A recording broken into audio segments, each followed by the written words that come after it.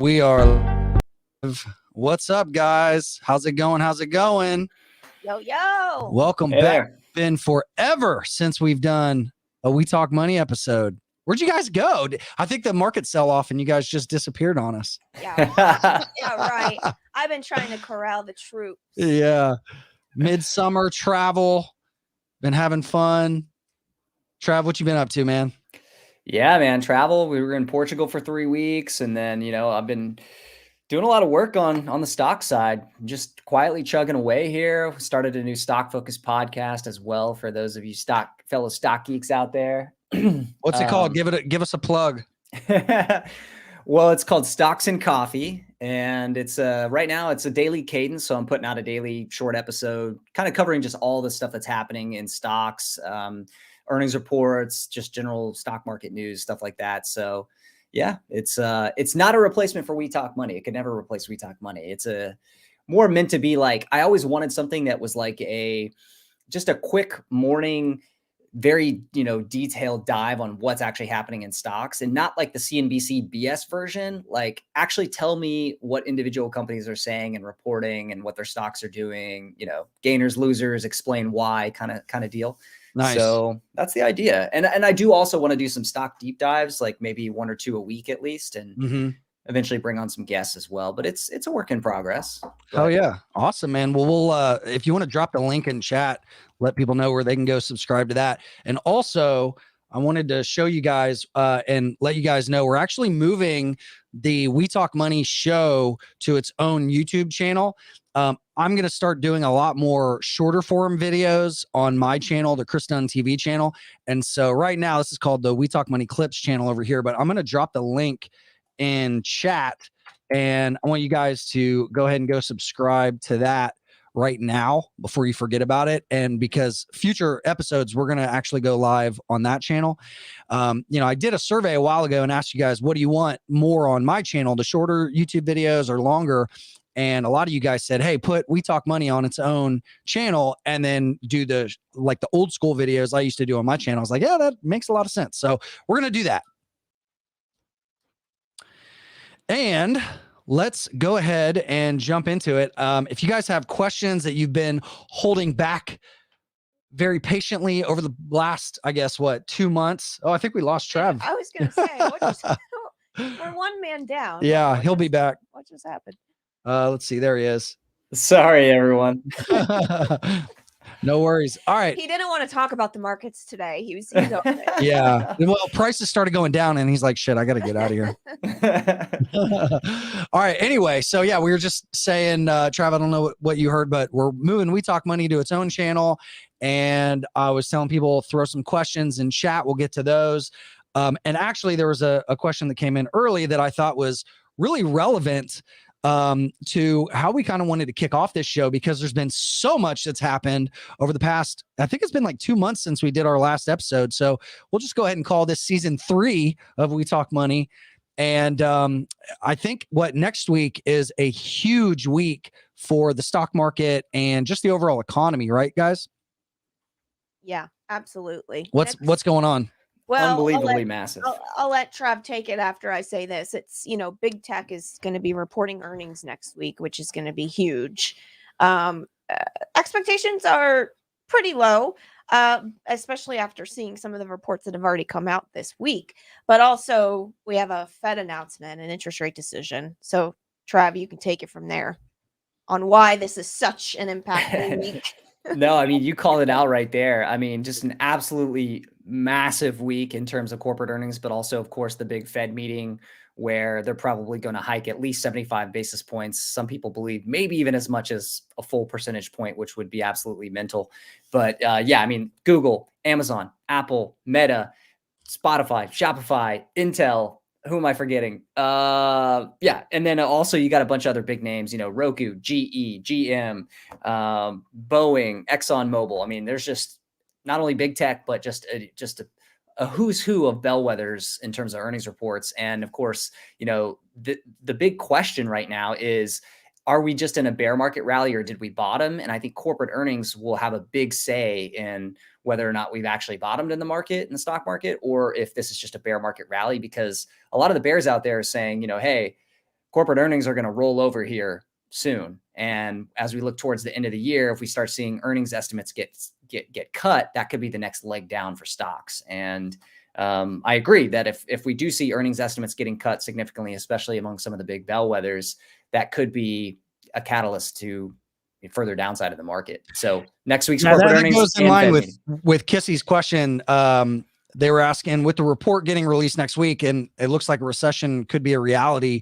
What are you guys thinking about that? Any analysis on how the market's going to play it? By the way, huge fan of you guys. Yeah, thanks for watching. And I guess that's kind of the theme is, we've had a market crash in crypto and stocks, and now it looks like, real estate is starting to weaken, and we'll look at some data today based on that. And the big question I think on everybody's mind is, has the market bottomed, or are we going into a much deeper pullback? And Trav, I know you said that a lot of that probably relies on some major corporate earnings coming out next week.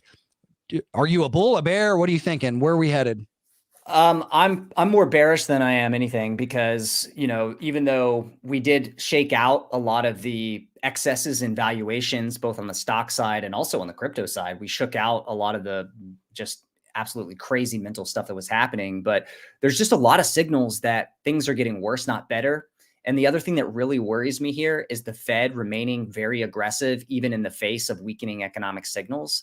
So we have a litany of economic signals that have been weakening in the past, I would call it 2 to 3 months. Obviously, the first thing we had was weaker stock prices and weaker crypto prices. We washed out the excesses.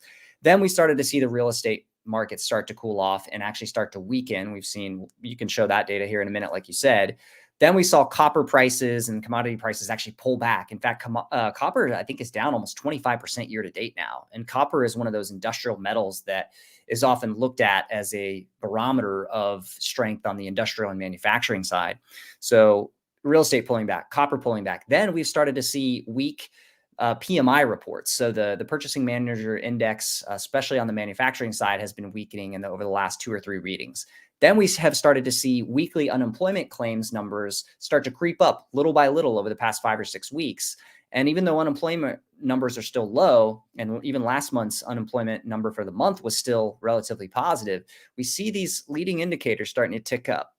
Then we also start to see, especially in the tech sector, an increase in the number of companies either freezing hiring or even outright starting to lay people off. So we've seen hiring freezes with the big tech companies like Meta, Google, even Microsoft, Apple.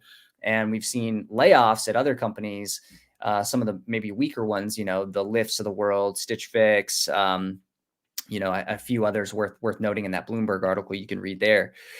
So when you look at all these signals together, what it's telling me is, hey, even though things are still good and unemployment's still low and it's still supportive of, a pretty strong consumer here, there are signs showing us for leading indicators that, maybe it's not all rosy under the surface. And that's, I think, that in combination with a Fed who stays too aggressive for too long could be a recipe for, us going to lower lows at some point this year in stocks. So, okay. So Trav, sounds like you're more bearish. Nikki, are you bearish or bullish? I'm not bearish or bullish. I'm neutral. Oh, that's a cop out. No, it's not a cop out. Look, here's the deal. Everyone's talking about how the market's going to go down another 10, 20, 30% from here. Sentiment is absolutely in the trash can, not only amongst retail investors, but also amongst investment managers and fund managers that are actually managing hedge funds, etc. We had the report come out from Bank of America, and it was very clear that fund managers are extraordinarily bearish right now. They're positioned bearish. And everyone thinks a recession is coming. And look, we might be in a recession right now. I'm not denying that we're going to see weakness in the economy. I absolutely think that the consumer is getting squeezed right now. But I'm more in the camp that a slowdown in the economy is going to have to force the Fed's hand to slow down. We don't know when, but I can see a case for them reversing course sooner than people expect. I don't know if unemployment rises and all of the things that Travis just outlined is happening and earnings are declining and GDP estimates are coming in a lot more than expected.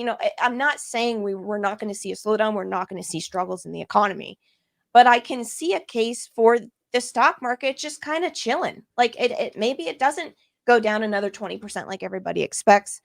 Maybe we just chop around here. Maybe we do make a new low for the year, but maybe it's not that extraordinarily lower, and we kind of just see the market just chop around. So I think I'm more in the camp of we aren't going to see more extraordinary downside. I think the case for us kind of seeing more and more resilience in the stock market is more likely the scenario. It's sort of the contrarian bet as well, because everyone and their mom is positioned for more downside right now and thinks that the economy's in the trash can and it's just terrible, right? There are people that think that this is worse than 2008. People that think this is worse than 2020, where the whole economy shut down. And I think it's difficult. I think that there are things that make it very bad and equivalent to 2008 in terms of, inflation is absolutely nuts. It's biting into disposable income for the consumer, yada, yada, yada. But at the same time, the consumer's a lot healthier. We still are seeing savings accounts that are bolstered higher than they were. We're still seeing room for consumers to take on debt in terms of a percentage of their discretionary income to get to pre-pandemic levels. So there's still, I think, some resilience in the consumer here. Plus, there is some demand still for services and travel. I mean, we know travel demand is there, right? People are still spending money.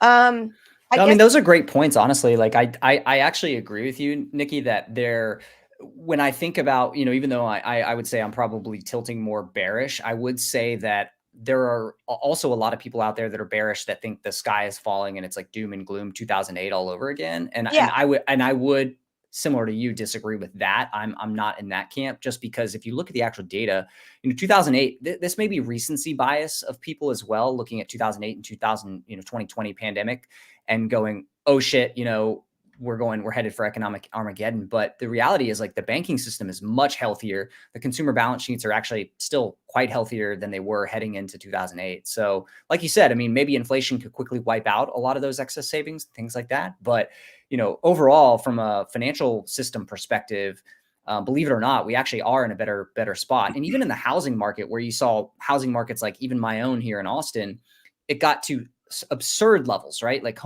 median home prices were up 70% within 2 years and got to levels that kind of got out of whack with median incomes. But you can have that cool off, 20, 30% in terms of home prices and still be like at or above the pre-pandemic levels and get back to a healthy spot without having to liquidate the entire housing market. Like, yeah, I mean, housing market crash, a financial system crash is a pretty rare event, and it requires certain conditions, like the banks being undercapitalized going into 2008. Right now, banks' balance sheets are actually way more capitalized than they've been in decades. And so they can absorb a lot of losses if they need to. So those are the kind of things that I think would keep me from believing in the Armageddon point of view. But I do think it's possible we could, it's very possible and likely we could see, a significant economic slowdown for a year or two. And maybe that means chop, like you said. It doesn't have to mean we go down on stocks and crypto, but we could chop around and see, just whipsaw action as well. Let's talk a little bit about real estate as well, and then we'll jump into some charts and talk about Bitcoin and the rest of the crypto implosion that's been happening. But, it's no secret that the real estate market has just been absolutely out of control. And Nikki put this chart together from our friends at YCharts that basically shows, how prices, at least since post 2008 financial crisis, have been steadily going up. And then kind of post the March 2020 panic, real estate prices just went absolutely insane. And for the first time since March 2020, we're actually seeing a slowdown in existing home sales, which is not a surprise, right? Because rates have basically doubled from, call it 3 to 6%. And that has a dramatic effect on the affordability of the average person, right? So when you have sky high prices and then you double interest rates, that pushes a lot of people out of the ability to afford a reasonable home. So I was tweeting about this the other day. I said, yeah, we just need a good, crash in prices and then rates to come back down and wages to go back up. And then, millennials will actually be able to afford a home, right? Because a lot of people have just been priced out. And now we've seen, rents trying to catch up with real estate price increases as well. So I don't know. My read is that we are way past due for a slowdown in the real estate market. I don't think we are as exposed, Trav, to your point, like the banking system is not as exposed as it was, in 2005 and 2006 when, they were just giving anybody with a pulse a mortgage. So I think, I don't foresee like an implosion in the mortgage business like we saw back then. But on the refi side, a lot of loan officers that were making a killing over the past couple of years doing refinancing people into lower rates, that business has dried up completely. So there's going to be a lot of mortgage companies and loan officers that, with the slowing purchasing market and the refi market basically dying, there's going to be a lot of unemployment that comes from that sector. So I don't know. What do you guys make of the real estate market? Yeah. I mean, we know that the rapid rise in interest rates have hurt affordability, and you add on, the massive home price increases we had over the past 2 years. Those two things really have impacted affordability, which I think knocks out something like 30% of all potential home buyers. So there's no question that we're already actually seeing the volume slow down. So when you look at existing home sales, they've fallen for 5 months straight. Building permits and new housing starts have also fallen over the past 3 or 4 readings. And so we can see that volumes are falling. Interestingly, though, prices aren't falling yet on a median basis. They are falling a little bit in a few specific markets, but nationally, they're still actually up year over year in this most recent month. And that's largely due to the fact that even though you knock out 30% of the home buyer pool, there's still a lack of supply in a lot of markets. We didn't build enough homes post great financial crisis to meet the demand that comes from like the millennial generation, et cetera. And so there is still an argument to be made on the bull side of real estate that, look, we just underbuilt houses for too long. And so there's still not enough supply to meet the overall demand, even if you knock out 20 or 30% of the home buyer pool. We saw that, there'd be 50 or 100 bidders on a home last year, for all cash bids and stuff like that. And you also have, iBuyer players like Open Door still participating. So I think that it is very possible here to have a slowdown, to have a lot of home buyers priced out, but still see the market remain, relatively bid in real estate because there still is kind of a supply demand imbalance there long term. So, I mean, I do think, look, certain markets are going to see home price declines or at least, level off of home price increases. And that's probably a healthy thing. You need incomes to catch up. You need, rates to pause for a little bit so that people can be more certain about buying such a big purchase like that. So look, I think real estate's going to be weak for a while, but it doesn't mean that we're headed for Armageddon collapse in the real estate market like 2008. I just think people need to reframe and understand the drivers that we've been talking about here with regard to that.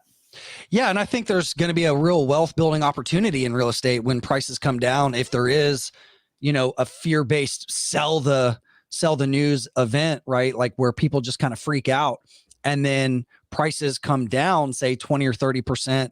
And then say fast forward a year or two, rates come back down to 3 or 4%.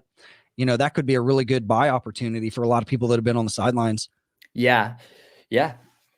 Cool. Absolutely. Let's look at some charts. I know we talked about fundamentals. We've talked about, what's coming up next week, just huge data that I think is going to create volatility in the markets. And, when we look at the chart, that I always like to look at price charts because I always say price charts are truth, right? There's, fundamental data and opinions and news and all this stuff. It gets really kind of messy. But when you look at a chart, you can really kind of see the emotion behind price. So it's no secret that, Bitcoin has been in a bear trend since late last year, has been making lower lows, lower highs, and has actually been trading in a way that makes a lot of sense on a technical basis. It's been moving to technical areas.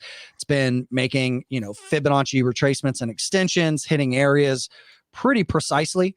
20K, it seems to be a line in the sand. It's the prior all-time high from 2017. And to me, this is kind of like the 6K line of hope that we had in 2018, right? You can see 2018, price bounced off of the 6K zone for, most of the year before finally capitulating and then finding an accumulation range down in the 3,000 to 4,000 zone. If I had to guess, and again, this is just one possible outcome, to me, 20K feels like that, right? There's a lot of stops below 20K. There's people that could get liquidated if we snap that zone. So there's a lot of incentive for bulls to hold that price action. I just haven't seen capitulation like we saw in 2015 or 2019 yet, right? But again, there's something that makes Bitcoin price analysis both easier and more difficult today, which is that if you want to know what Bitcoin's going to do, just look at the damn NASDAQ. The Bitcoin is following the NASDAQ pretty precisely. And granted, it's not completely correlated every single day, but if you look at most of the year so far, pretty damn close. Yeah. So, I mean, this is what we've been talking about in the community is like, look, this is for you guys that are watching on YouTube, this is my go-to charting setup right now. Instead of just looking at Bitcoin every day, I've got the NASDAQ 100 E-mini future up on the right, and I've got the Bitcoin spot price up on the left, and it's uncanny. Sometimes I've noticed that Bitcoin will lead the NASDAQ a little bit, but for the most part, the NASDAQ is really the Mac Daddy. It's the boss. It's really determining what Bitcoin does. And like we've talked about, I think we mentioned this in prior episodes this year, when you have a fear-based market environment, risk assets follow other risk assets. And what's the Mac Daddy right now? It is NASDAQ. It is tech stocks, right?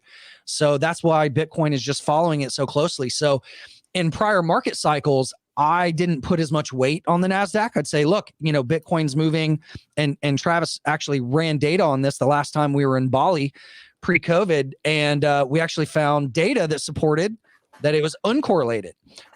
That's more so in a bull market, right? In a bear market, and Bitcoin has never really lived through a stock market bear market. So we're actually getting new data every day, and this is going to remain true until we get evidence that something else is happening. So I would just encourage people that are looking at Bitcoin's price, even if you're not active in the stock market, don't ignore the NASDAQ, because it is absolutely influencing Bitcoin's price right now. Yeah, very well said. One thing that was interesting to note was that, Bitcoin and Ethereum both didn't react too badly to like the three arrows. I mean, I think, initially it did, I think the very first day or two, but like there was some pretty bad news thrown at crypto, in June, and it strangely like stabilized. And I mean, so did the NASDAQ for that matter. So maybe that's why, but I was surprised that it stopped going down, even though there was still bad news being released into the crypto market. Yeah.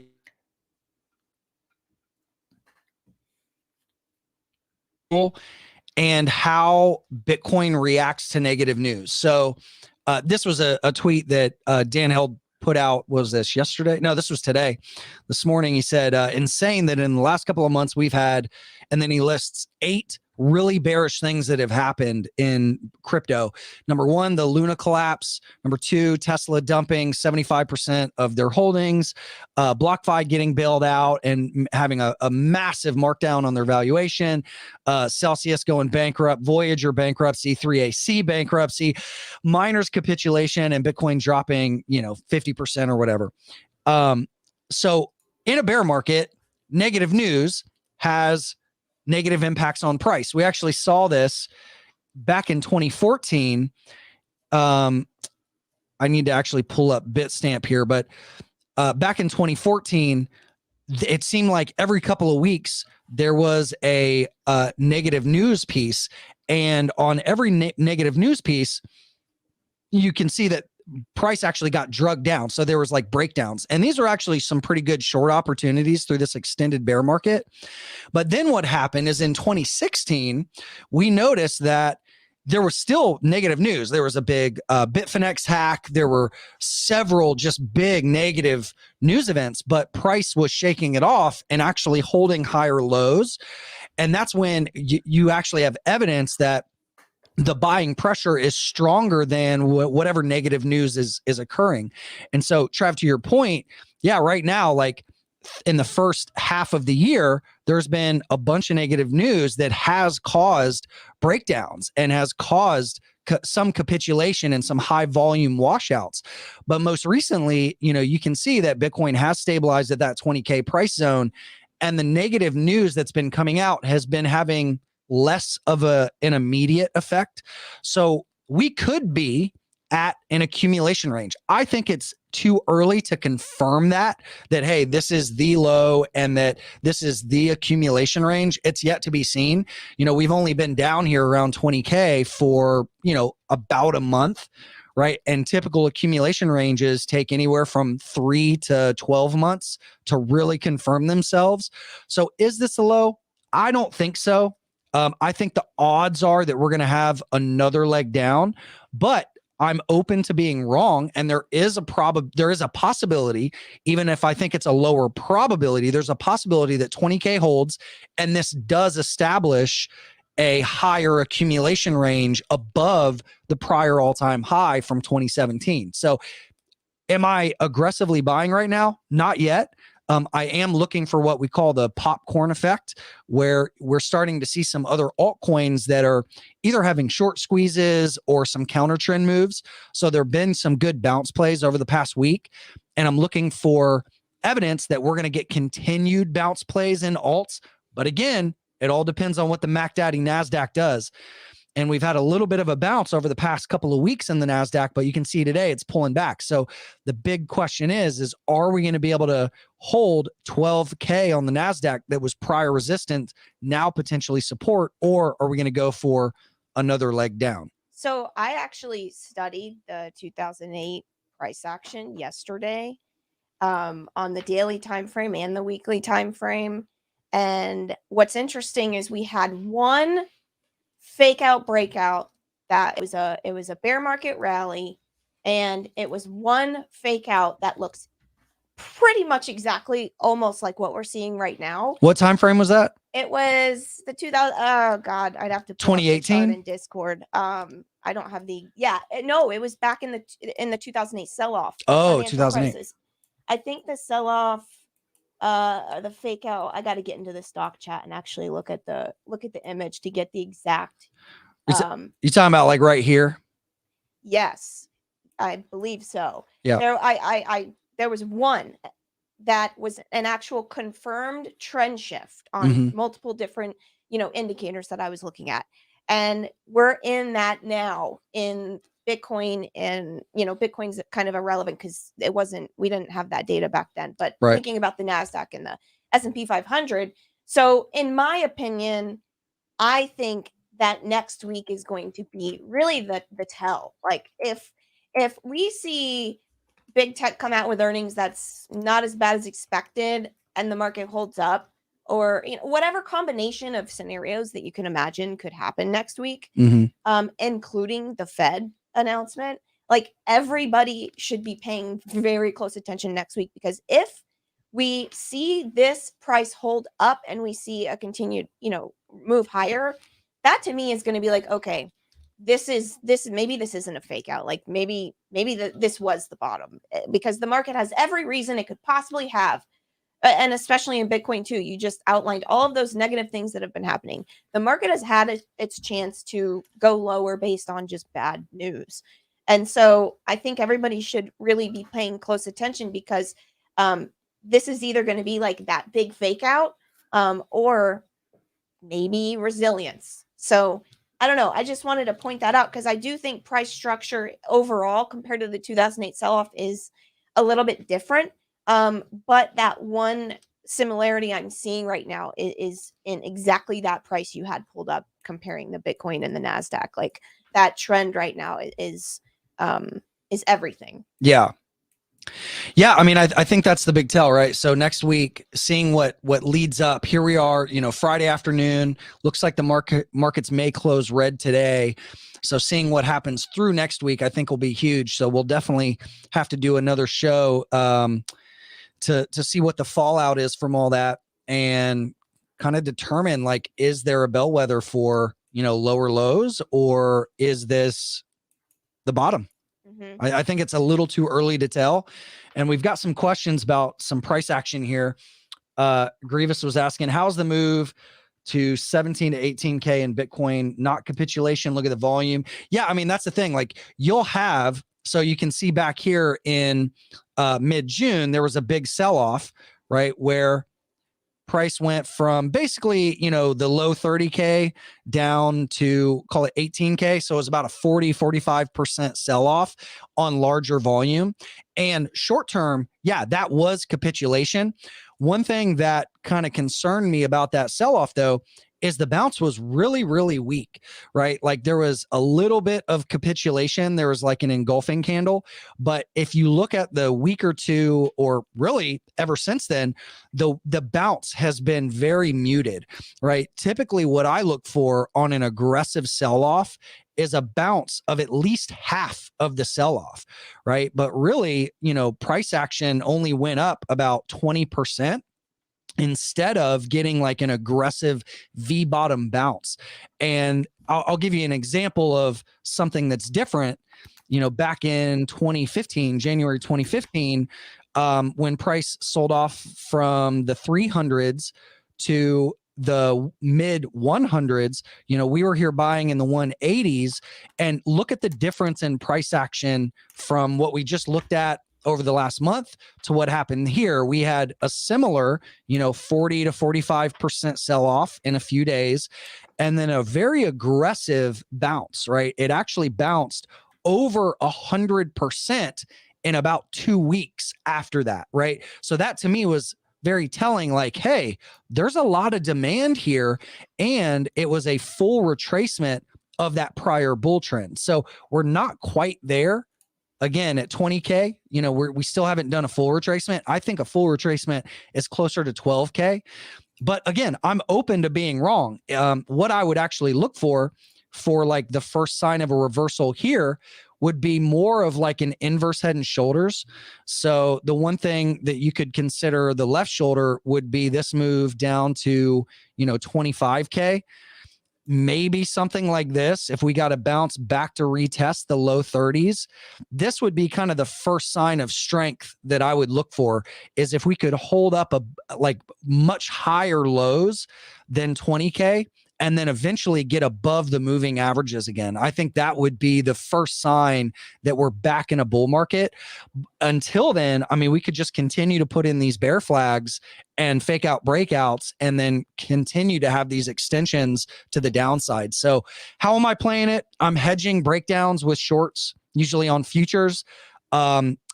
I'm not aggressively buying. I've been accumulating some spot and getting kind of my average lower on the spot side. But again, doing that with much smaller size. What I really love to look for is aggressive capitulation or confirmed accumulation ranges. That's just what's worked in the past. Of course, the future is uncertain and something different could happen, but I'm sticking to what has made me a lot of money over the past decade in crypto. I guess you could argue, Chris, that this is such a different scenario. Like you said, like we haven't seen a bear market in the crypto, a bear market in stocks, and aligning that with how crypto behaves with that. So, yeah, you know, for all we know, this could be capitulation, and it just looks different because just the overall dynamics and of the economy and of in the stock market, it's just so different.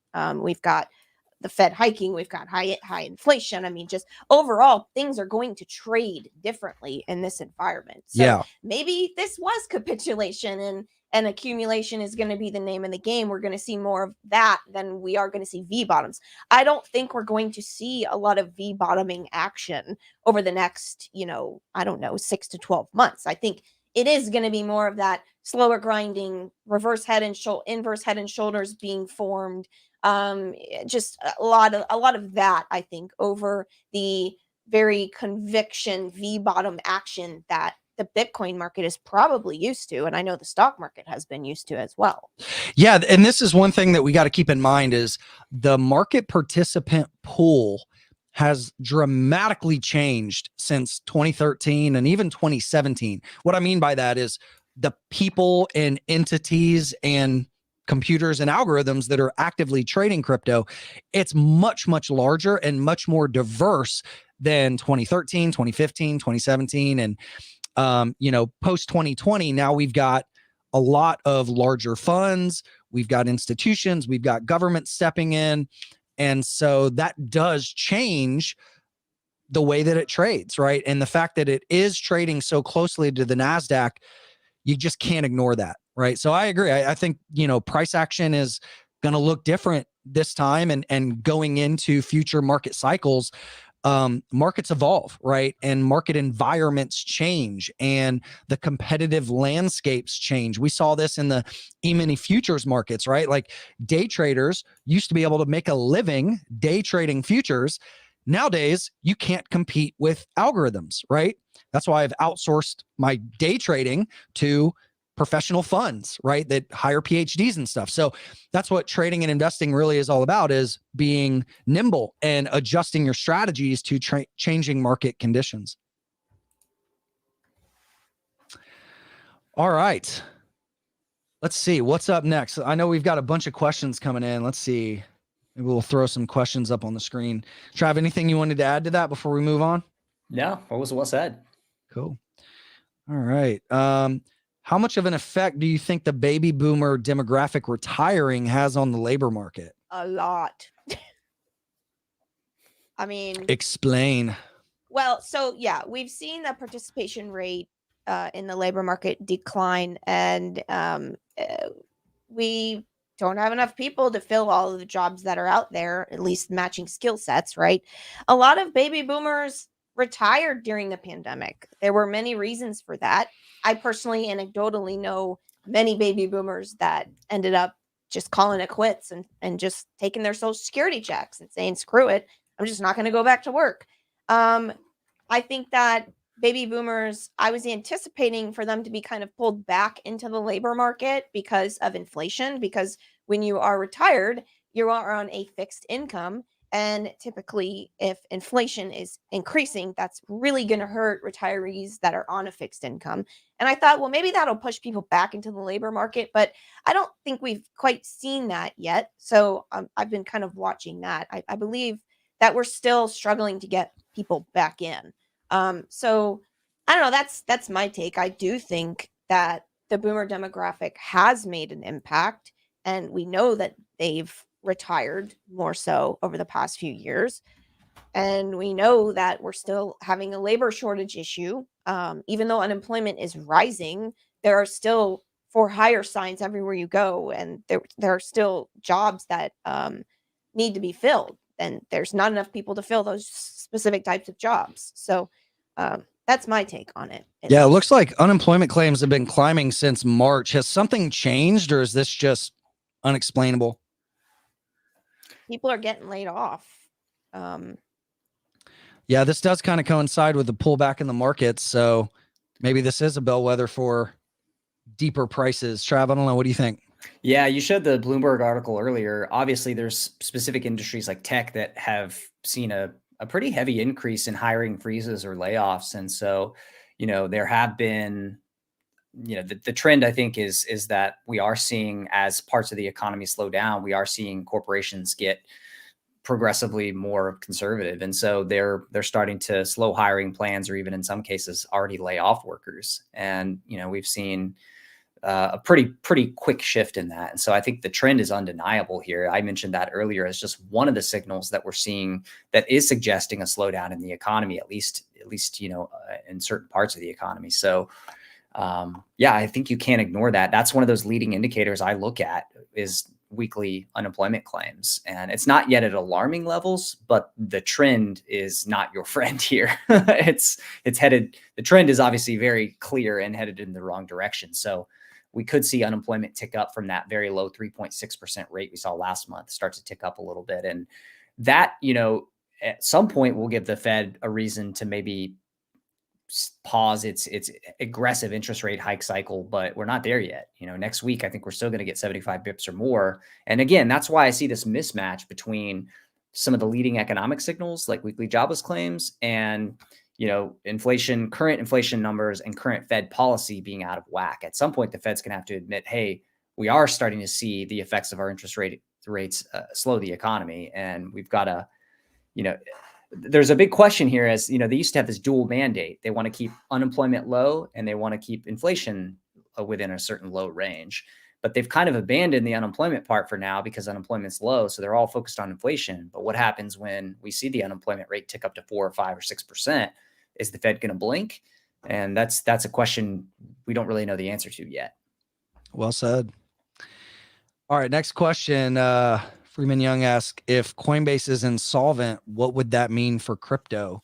I know Coinbase's stock has gotten absolutely demolished over the past several months, and probably for a good reason. Travis was initially talking last year about, whenever they IPO'd, the problem of fee compression, right? And competition. And I know Coinbase has lost significant market share to other exchanges.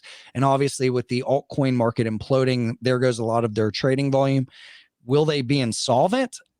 I don't think so. I mean, Trav, have you looked at any data suggesting that?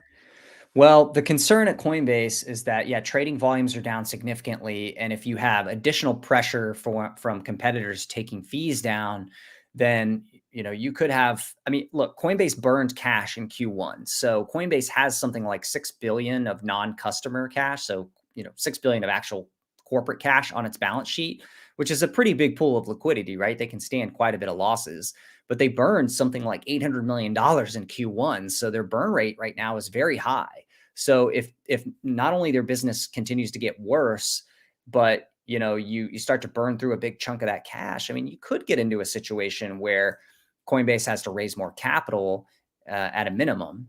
I don't think you can make the case today that it's insolvent, but I think you could make the case that it's headed towards, a bit more of a murky financial outlook.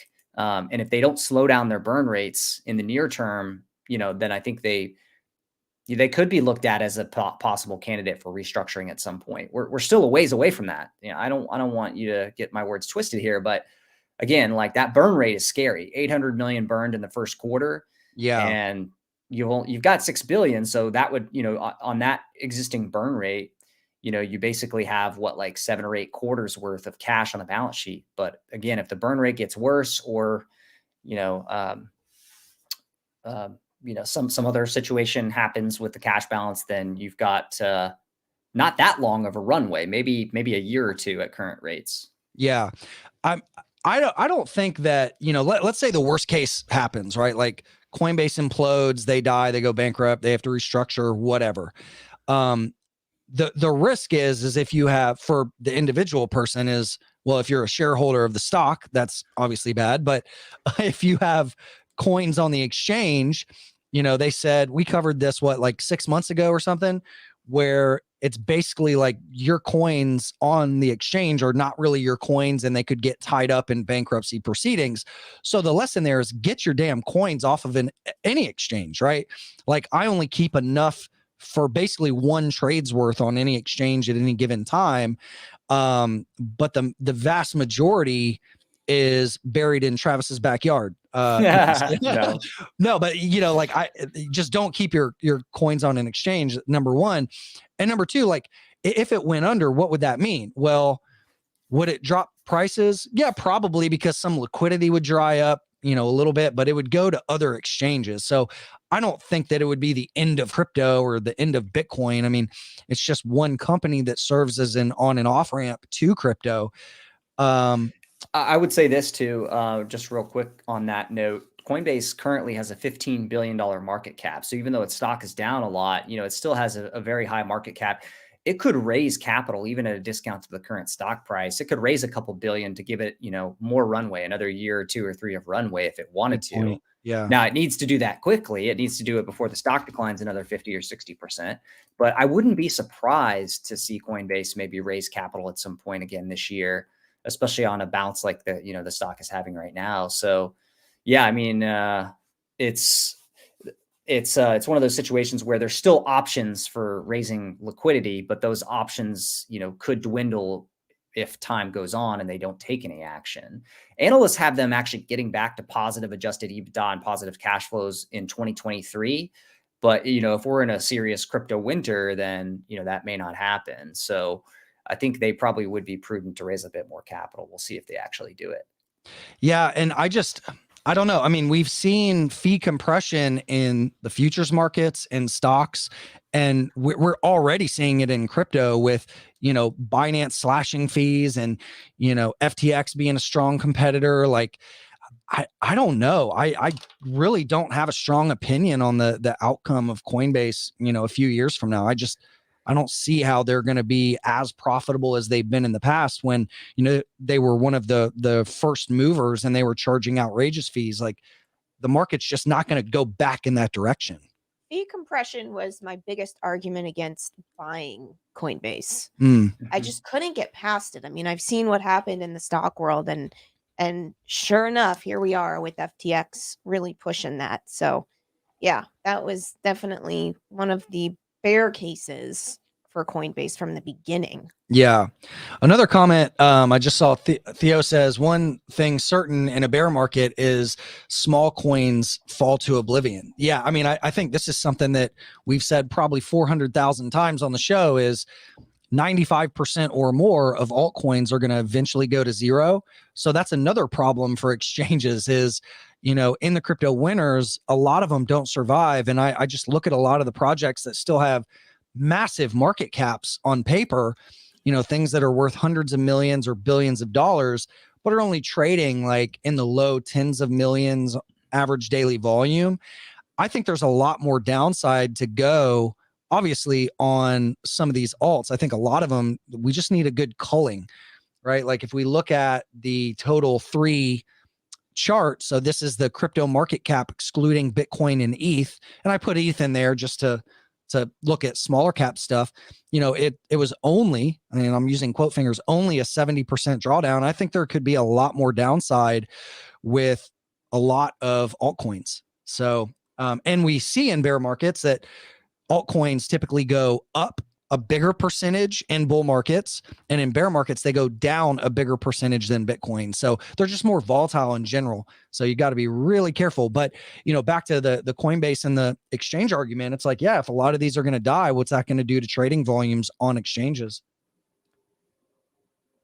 Not to be the bearer of like doom and gloom, but I don't know. I just think that's the reality. Unless, I guess, what's the bull case there? We get a lot more sustainable asset classes, tokenized real estate, security tokens, things like that, more sustainable things. It was like bullshit 101 was 2017 ICOs. Bullshit 201 was 2020, Elon pumping Doge and all these other DeFi things, just overly risky projects that got over leveraged and over exuberant bullishness behind them that imploded, right? I just want to see more sustainable asset classes in crypto. Speaking of Doge, are we going to discuss Elon's paper hands? Oh my God. Yeah, I was kind of making fun of him just for the sole fact that he was claiming to have diamond hands, right? Like, let me pull this up. Elon is just getting himself in all kinds of trouble everywhere. Yeah, I mean, look, he, had he not pumped Doge and done all the Saturday Night Live bullshit, I wouldn't be so hard on him. But come on, man, you're like one of, if not the richest dudes on the planet, and you're pumping Doge to mom and pop on SNL, and then you claim to have, diamond hands, and then you dump. And I still don't know if he made or lost money. I don't really care. But I think he should come into our community because he'd probably be able to trade the market cycles a little better. Wasn't it a loss? Didn't they take an impairment on it? Yeah, they did sell it at a loss. Oh, man. Yeah, where's I don't know. I saw different opinions or data on if he made or lost money, but it really doesn't matter. It's just the fact that, he went into the market, pumped Doge at the very top, and then, look, there's the fallout of his shenanigans. And then, and then dumped his Bitcoin holdings after saying he had diamond hands. I don't know. I just don't have respect for that. Oh, Elon. Oh, Elon. He creates his own trouble. Yeah, he sure does, Will. All right, I'm going to scroll reverse since we've got quite a bit of questions here. Sansan was asking, can you talk about the bank issues in China and how big of an impact it have on the rest of the world in North America? Which, have you guys seen these videos of the bank runs and the tanks like protecting the banks now? Mm-hmm. Absolutely insane what's happening over there. So basically, I guess what happened is the best way that I understand it is some smaller banks basically just kind of stole customer funds and exported it out into like Vancouver real estate and stuff. And then, basically shut down and took everybody's money. I don't know. Have you guys looked into this much? Not a ton. It's very difficult to get a lot of transparency on what's really happening in China on any major issue like this. We've been talking about the Chinese property market and the Chinese banks for a couple of years, though, on and off, like on our show and elsewhere. But they're that housing market is one of the largest, asset markets in the world and one of the largest sources of Chinese savings. And it got to a pretty overvalued level, sort of like U.S. housing market did in 08, right? Yeah. And there was a question about, all these Chinese property developers, what was going to happen. People remember probably last year, Evergrande and all that, right? Like, it's a mess. The whole Chinese housing market, banking sector, a mess made even worse by the Chinese zero COVID policies. But again, it's hard to get a whole lot of granular detail into what's happening at the ground level in China because they do filter out everything on social. They arrest dissidents, things like that. So it's always hard to tell what's real and what's being overblown by like a specific Twitter account. Is this an isolated issue or is it the Chinese walking on their mortgages en masse, right? It's hard to know. What I do know is that the CCP likes to take as aggressive action as they can once they see like any sort of uprising among their citizens. So I would imagine them to come in with a pretty swift, heavy hand. And how long that works, we don't know, right? We don't know if they will forever be successful with that or if at some point the citizens finally rise up and say enough is enough. But it's a scary situation. I mean, it's amazing just in the past couple of years how China has really just openly started to like take action against its own citizens in ways that are just like very terrifying. Yeah, I don't know what it means for asset markets outside of China, to be honest. There's obviously ripple effects that can happen, but it's unclear what that impact looks like today.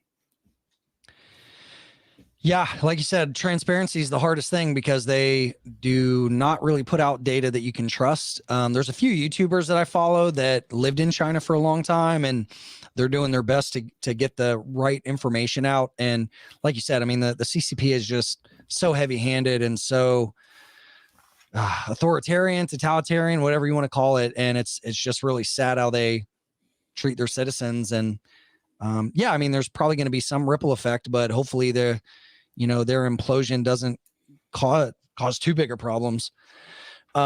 Another good question here. Grievous was asking, what do you think about population peaking and eventually trending down for the first time ever? Seems like a large headwind on growth unless AI can help boost productivity.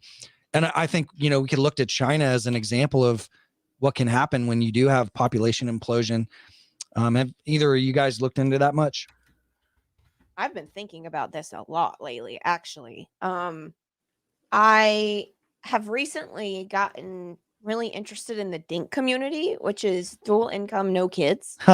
Yeah. A lot of people are choosing to be childless. A lot more and more every day that I'm talking to so many people about this. This is like my top topic right now. I think that it's obviously the government needs people. The government needs people to work so that we have productivity. The government needs people to work to pay taxes. So we know that a declining population is deflationary. I believe Japan is seeing this. And so it's a problem, but how big of a problem and can AI help kind of fill the gaps? That's something that I guess we'll find out. I don't really know, and I don't really have a super informed opinion about that. But I have been thinking about this a lot, and the more and more people that I talk to who don't want kids, I'm just like, what's going on here? Like, what is this? Why are more why are people that are smart, capable, financially able to have children choosing not to have children? And that's really the core of the problem, right? Is we need people to give birth, and we need people to make babies. So This is a comment. Grievous says, I look around at my peers. I'm a millennial, and they either don't want kids or just have one, or, just one, or rarely two. Seems to be the case in a lot of developed economies around the world. Certainly a headwind. Yeah, I agree. I mean, a lot of people just either can't afford it or don't want to put up with it. I don't know. Well, I also think that in today's world, women specifically, we're the ones that have to bear the children, and women have a lot more opportunity than they ever have in history in terms of their careers and success. And I think that we travel more, like as a population, as millennials, as Gen Z, we're more interested in traveling than probably ever before. We're, a global nation. Things are just more accessible. Life is different now than it has been. Mhm. And I think that that is impacting how women are thinking about having children.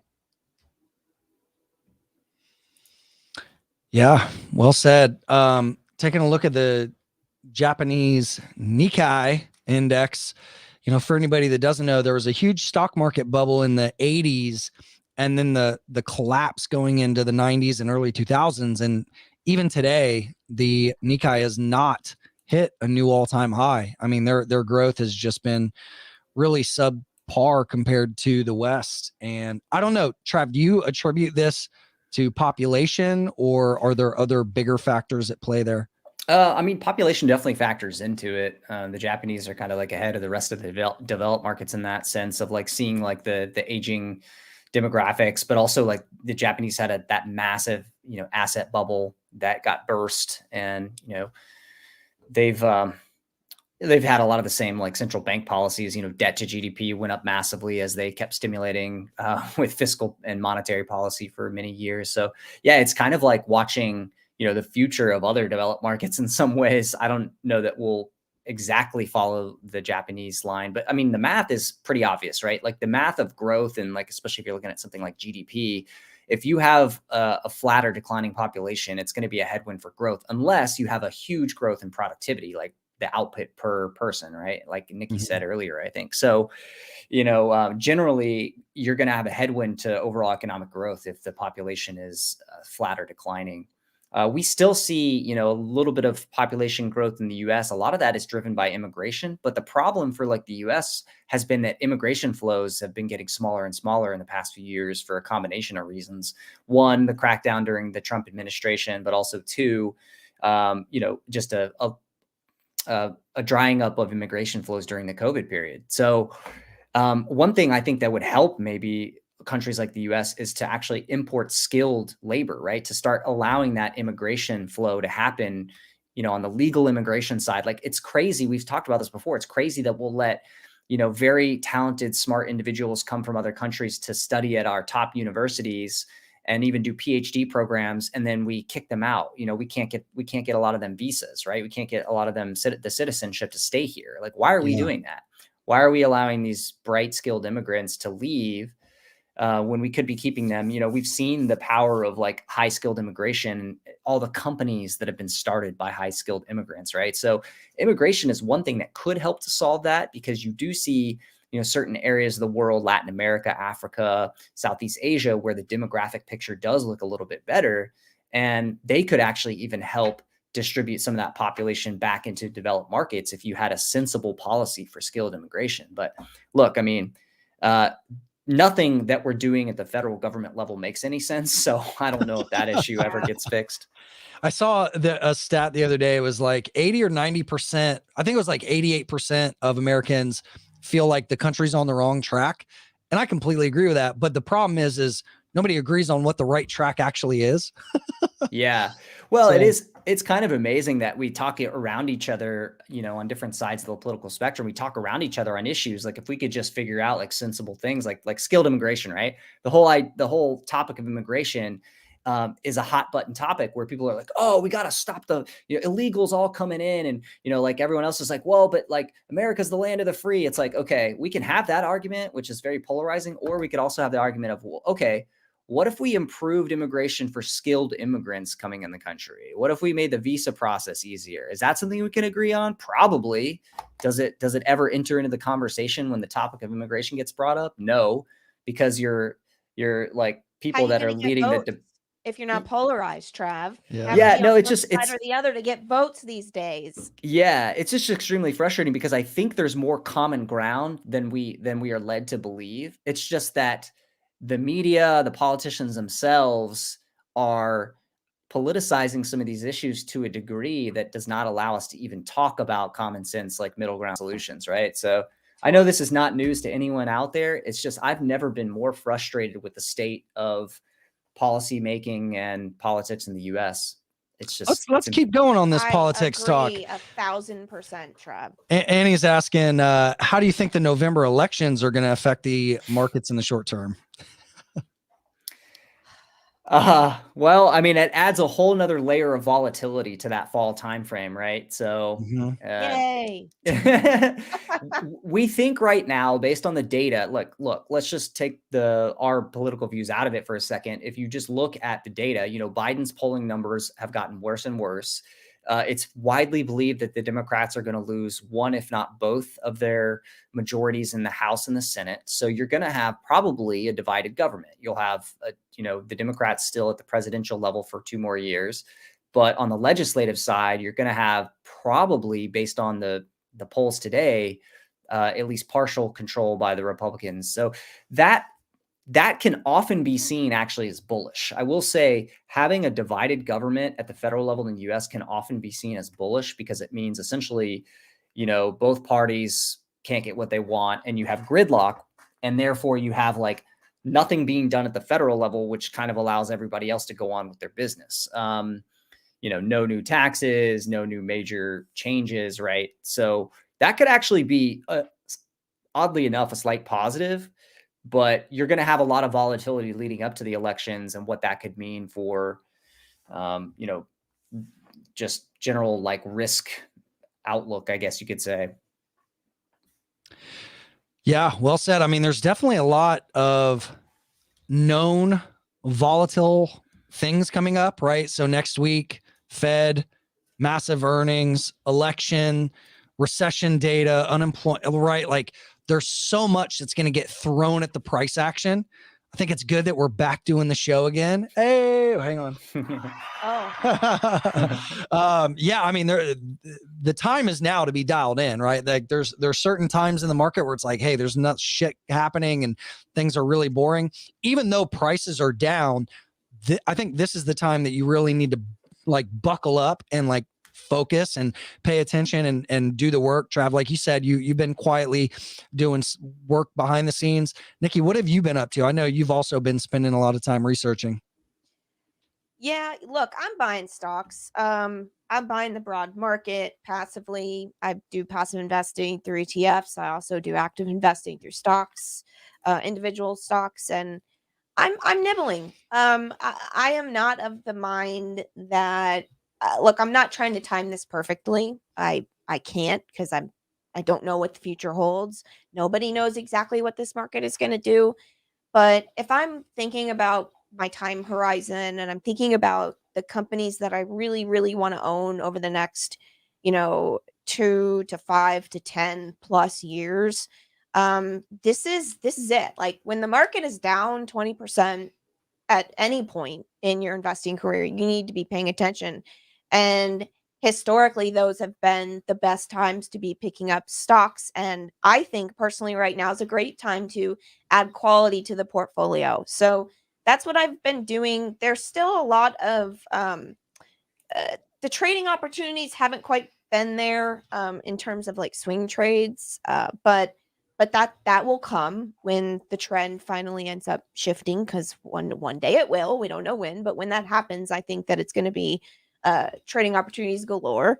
And I am just being patient, nibbling here. If we go lower, I'm planning on nibbling more.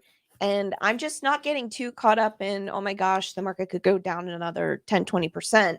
Because what if the market doesn't go down another 10, 20%? It's like I'm trying to prepare for both sides. So my strategy has been scaling and just nibbling along the way in both passive and active. Yeah, I agree with that. That's also what I've been doing. Yeah, I've been buying, in some of my longer term capital buckets for Bitcoin. I have not been buying a lot of dips in altcoins just because I don't think that bottom is in. And I've also been hedging some short positions in Bitcoin to kind of help with the drawdowns in the longer term portfolio.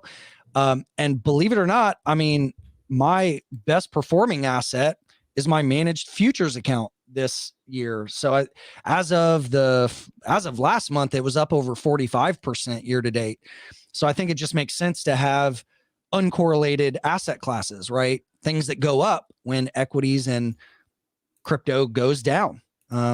Granted that the position size of my futures accounts aren't nearly as big as some of the others, but it's definitely helped the drawdown in a pretty meaningful way. Trevor, are you still holding any short hedges? Yeah, significant amount. Yeah, I covered a little bit of my short hedges in the late spring timeframe, but most of my short hedges are on, and I've been looking at adding some potential incremental short exposure in a few areas, but I've been kind of waiting on this current bounce. So yeah, I'm a bit more bearish. I was a little bit early in buying the dip early this year on a few stocks, and I've since been trying to be very, very patient, waiting for kind of new lows on a lot of stuff. But I do think there's valuation support for some stocks out there.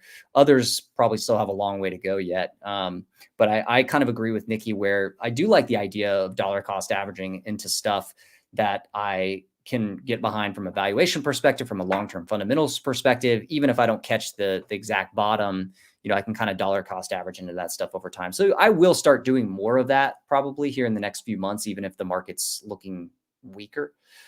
Because it's just always impossible to time the bottom.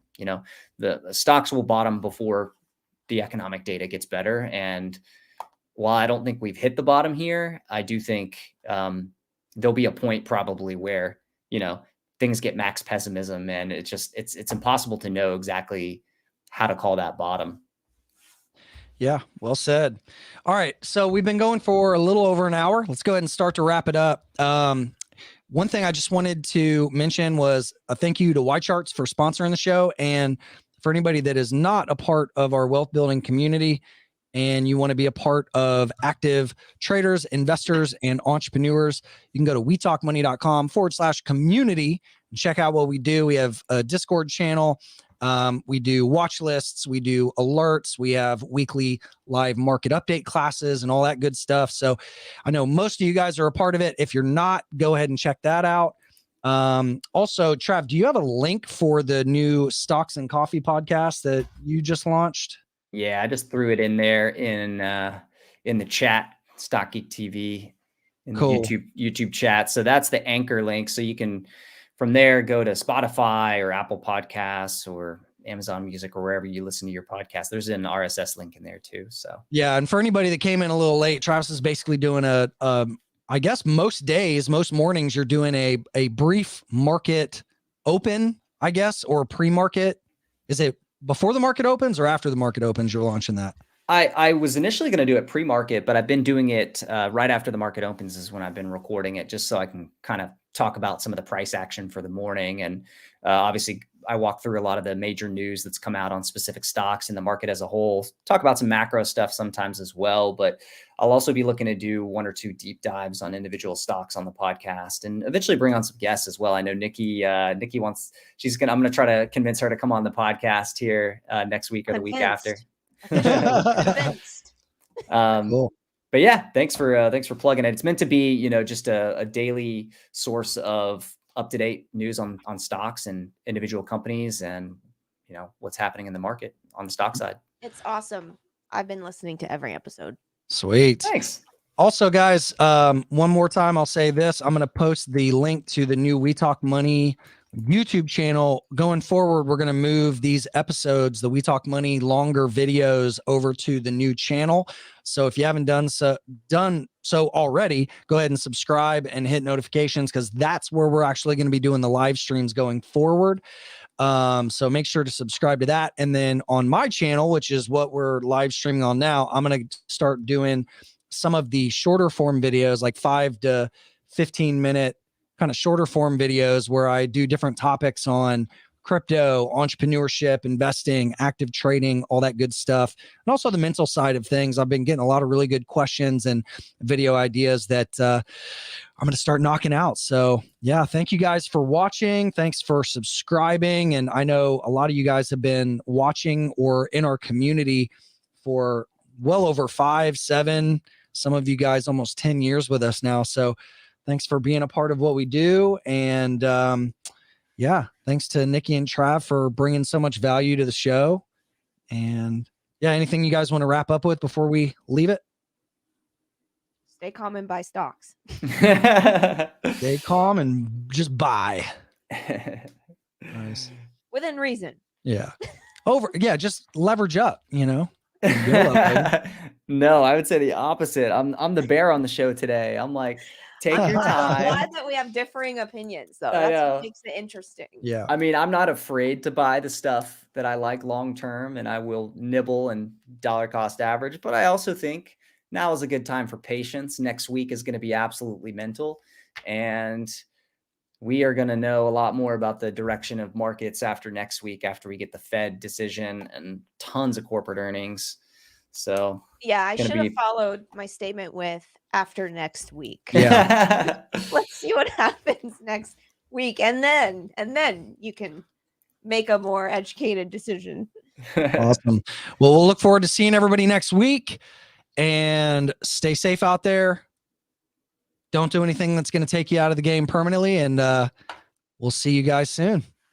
Cheers. Take care, guys.